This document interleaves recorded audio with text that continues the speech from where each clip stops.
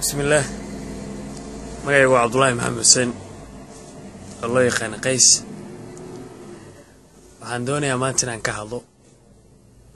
barnaamij inta badan dadku ay ka hadleen kaasoo ah social network Facebook waxyaabaha anshax darrada oo haweenkan loogu geysto kolley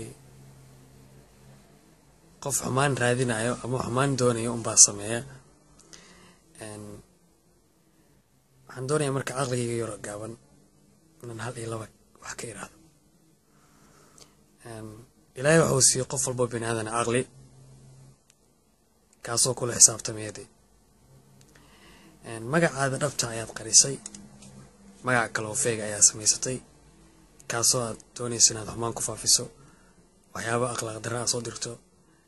sawirra habla aad dhahdo habla Soomaaliyeed oo isqaawiya habla Soomaaliyeed saasa dumarkeena aad doonayso inaad ku fadaxaysato hableena Soomaaliyeed oo qaaliga xumaan uga raadiso magac aqliga aad magacaada ku qarisay oo aad magac kale ku isticmaalayso aan jirin oo feega isla aqligaas ayuu Ilaahay kugu xisaabtamayaa marka ugu horeysana Ilaahay ka cabso Ilaahay ku abuurtay ka cabso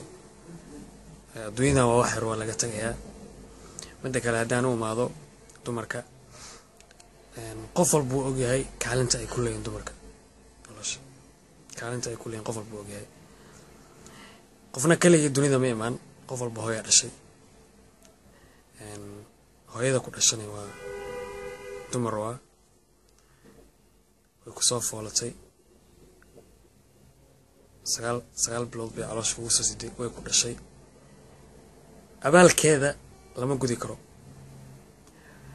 qofkii ka duceysto baar u noqdani janno ku galaaba ayaa lagu mutaysaa marka ma isdhaayay hal mar inaad aqligaada ka shaqeysid tiraado talow dumar ma xumaan u geysanaysaa ama dumar ma xumaan ka raadinaysaa ama dumar ma fadaxaysanaysaa hooyada waa dumar walaasha waa dumar xaaskaada hadduu Ilaahay ku siiyo ubad ku dhasho waa dumar gabadhaad dhalaysaa intaada lagu xisaabin adigu is xisaabi arrintaas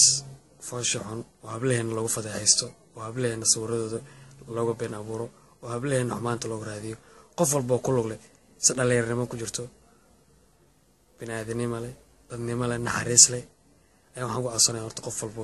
arrinkaas la kulan inuu ka waantoobo Ilaahay ga abuurtana ka cabsado midda kale hableena Soomaaliyeed waxaan leeyahay haddoo mid annaga naga mid rag annaga naga mid ay xumaan idin geystaan annaga idin jecel wanaag idinku bedelayno maamaha Soomaaliyeed oo dhaysaa jirta raggu waa isku diyo haddana waa kala damiir ma wado xumaan raggu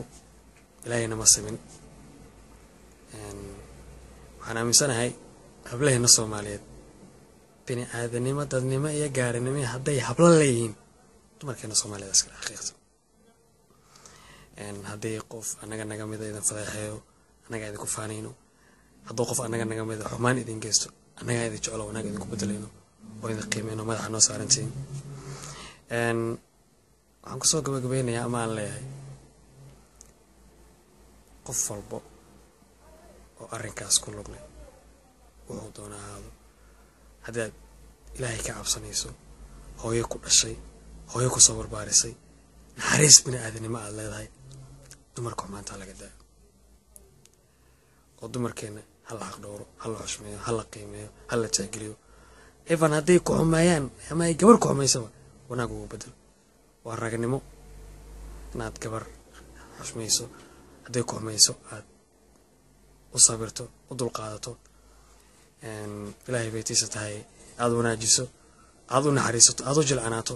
aad waxba u geysan oo haddii xataa ceeb ku aragto aad u qariso ceebteeda wallahi waa ragnimo waa dadnimo waa sharafta dumarkaada aad ilaaliso waa sharaftaada gabar Soomaaliyeed haddaa sharafteeda ilaaliso wallahi sharaftaada ilaaliso way bari adaa lagu dhahayaa waa ruuxaas waa gabar Soomaaliyeed oo walaasha oo kale marka qof walba raga Soomaaliyeed dhalinyaro Soomaaliyeed oo dabcan si dhalinyarnimo ku jirto aan u leeyahay dhalinyaro hableena maanta laga daayo wanaaga loo horseedo dumarku waxa loo horseedi karaa wanaaga loo horseedi karaa jacayl waa loo horseedi karaa everything waa loo horseedi karaa maanta laga daayo hal dhaqaaleeyo baari ha loo noqdo hal la wanaajiyo intaad adigoo raga laga rabo inaad wanaajiso dad adigoo fadeexaynayso yaa noo wanaajinay dumarkeena waajib ku saaran way inaad gabar u naxariisato gabar aad u aqriso gabar aad xushmayso gabar aad tixgeliso gabar aad xaq dhowrto waajib ku saaran marka waxaan leeyahay dhammaan dhalinyarada Soomaaliyeed meel walba joogto gaar ahaan kuwa Facebook isticmaala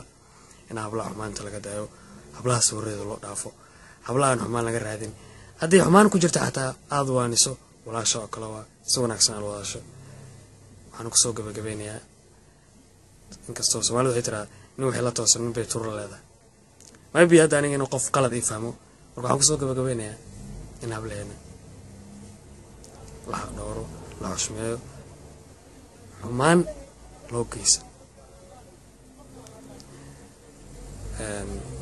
waxaan kaloo leeyahay